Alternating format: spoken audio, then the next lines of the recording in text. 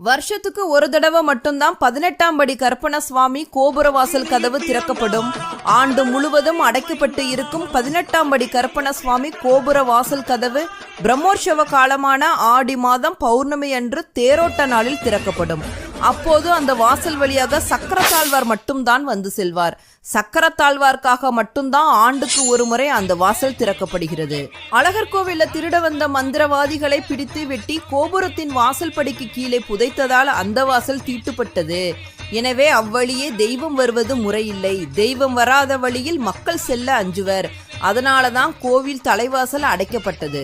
திருமாலின் போர்க்கருவியான சக்கரத்தாழ்வார் மட்டும் இறந்தவர்களின் ஆவி பற்றிய அச்சத்தினையும் பகையினையும் வென்று அவ்வழியே செல்ல முடியும் என்பதற்காக அவர் மட்டும் அவ்வழியே செல்கிறார். 18ஆம் படி கருப்பண சுவாமிக்கு உருவம் கிடையாது. வாசல் கதவிலேயே இருந்து அழகர் கோவிலை காவல் காத்து வருகிறார்.